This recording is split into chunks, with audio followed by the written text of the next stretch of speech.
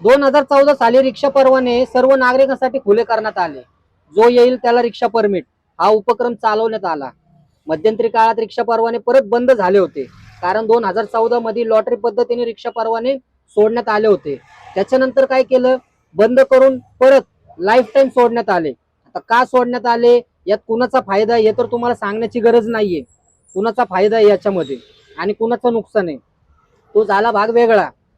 तुम्हाला तर माहिती आहे, सरकार आधी मध्ये घोषणा करत असतं की जे कामगार वर्ग आहे, नोकरदार वर्ग आहे, त्यांनी रिक्षा परवाने स्वतःहून जमा करावे, नाहीतर त्यांच्यावर कडक कारवाई करण्यात येईल. मग या घोषणा सरकार ऐन निवडणुकीच्या काळातच का करतात? ते रिक्षा परवाने बंद का करू शकत नाहीत? जर तुम्हाला रिक्षा परवाने परत जमा करायचे तर मग तुम्ही ते लाईफ टाईम रिक्षा परवाने सोडलेले आहेत, त्याच्यावर कधी बंधन आणणार आहेत? ते कधी बंद करणार आहेत? आता रिक्षा परवाने परत रिक्षावाल्यांकडून घ्यायचं म्हणजे तो किती मोठा प्रोसिजर आहे आणि ते किती अटीतटीचं करून ठेवलेलं आहे तुम्हीच. हे विचार करण्यासारखी गोष्ट आहे. आता जर मला सांगा, रिक्षा परवाने रिक्षावाल्यांकडून जमा करायचे. आता जर रिक्षा घेतो एखादा व्यक्ती, तो काही एवढा पैशावाला नसतो, तो EMI हप्त्यावरच रिक्षा घेत असतो. प्लस त्यांनी 20-25 हजार रुपये परमिट साठी, बॅच लायसन्स साठी गुंतवलेले असतात. तो खर्च वेगळाच. आणि जरी तुम्ही म्हणताय रिक्षा परमिट, रिक्षा परवाने पुन्हा आणून जमा करा, रिक्षा परवाने तर जमा करू, पण त्या रिक्षांचं काय? ज्या परवान्यावर रिक्षा नंबर दिलेले आहेत त्याचं काय? तर हे ओला उबर सारखं झालंय ना. ही गाडी दुसऱ्याला द्यायची, ती दुसरी गाडी त्याला वापरायला द्यायची, म्हणजे मालक चेंज होत राहणार, रिक्षा तीच, गाडी तीच. हे असं करायचंय का?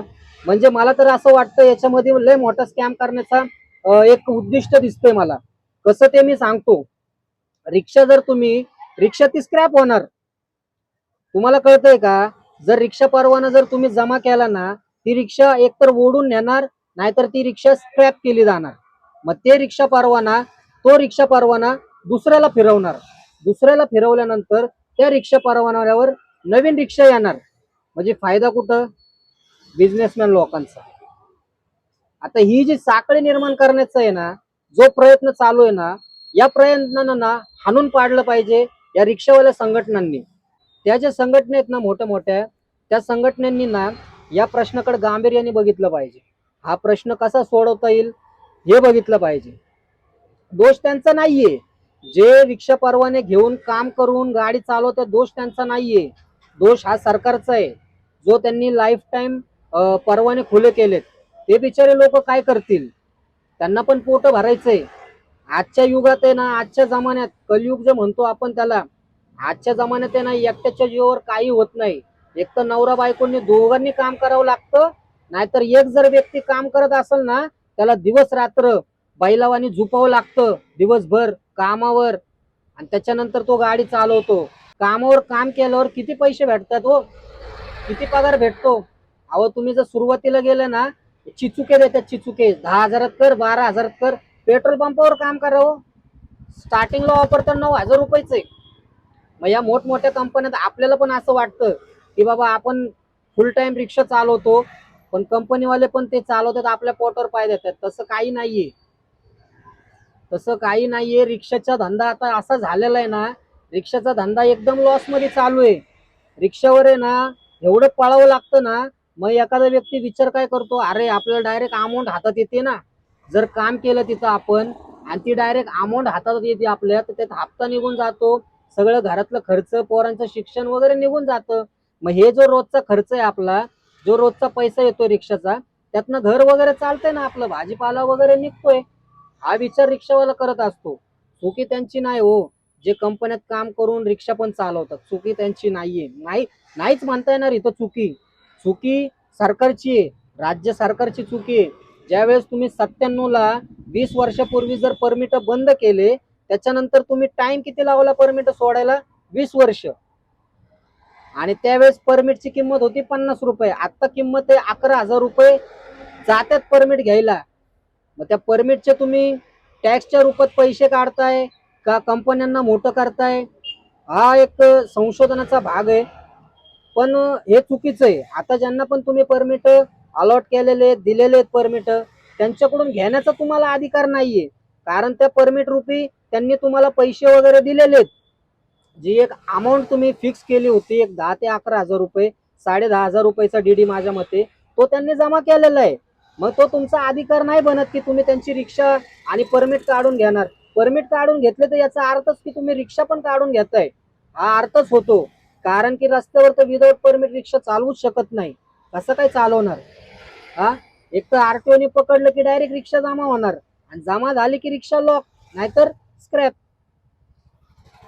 मग हा जो नियम तुम्ही टाकलेला आहे ना, तो एक तर नियम मागं घ्या. आणि तुम्ही जर फक्त निवडणुकीसाठी घोषणा करत असताल की फक्त ड्रायव्हर लोकांना पण खुश ठेवायचं आणि संघटनेला पण खुश ठेवायचं, दोघांना झुलवत ठेवायचं की आम्ही रिक्षा परवाने दिलेले, जी लोक चालवत नाही रिक्षा त्यांचे परत घेणार, हे चुकीचं करताय. एकतर तुम्ही घोषणाच करून टाका की रिक्षा परवाने बस आता बंद करतोय आम्ही. ज्यांनी पण आतापर्यंत प्रोसेस केलेली आहे, फी वगैरे भरलेली आहे, त्यांना देण्यात येईल. पण याच्या पुढे एक तारीख डिसाईड करा. तुम्ही ना अगोदर एक तारीख डिसाईड करा की बाबा ठीक आहे, आता चालू आहे 2026, ऑगस्ट नोव्हेंबर या तारखेपर्यंत परमिट खुले राहतील, त्याच्यानंतर परमिट बंद करण्यात येतील. अशी काहीतरी एक तारीख फिक्स करा, एक तारीख समोरच्याला द्या. ड्रायव्हर लोकांना पण व्यवस्थित वाटेल, त्यांना पण त्यांच्या पोटात पाण्याचा प्रश्न सोडवता येईल. त्यांना पण एक जे बोदरेशन आहे त्यांच्या डोक्यावर, ड्रायव्हर लोकांच्या, रिक्षावाल्यांच्या खास करून, की बाबा अजून रिक्षा येतात ते, अजून रिक्षा येतात ते, उद्याच्याला आमच्या धंद्याचं कसं होईल, आमचं घर चालन का नाही, हे जे त्यांच्या डोक्यात चाललेलं आहे ते कुठंतरी चक्र थांबल, याचा तुम्ही विचार करा. तुम्ही काहीतरी घोषणा करणार आणि त्यातून काहीतरी निष्पन्न होणार, या गोष्टी सगळ्या चुकीचे आहेत. मला असं वाटतं की रिक्षा परवाने हे आरटीओ मधून राज्य सरकारने बंद केले पाहिजे. त्याच्यानंतर तुम्ही रिक्षा परवाने कोणाचे घ्यायचे किंवा नाही घ्यायचे, हा ज्याचा त्याचा भाग आहे. एक तर रिक्षाला धंद्याला नाहीये सध्या, रिक्षाला तर धंदा नाहीये सध्या, एक तर रिक्षाला धंदा नाहीये सध्या. त्याच्यामुळे लोक रिक्षा कंपनीच्या बाहेर उभी ठेवून आतमध्ये काम करतात 9 ते 10 तास, त्याच्यानंतर रिक्षा चालवतात.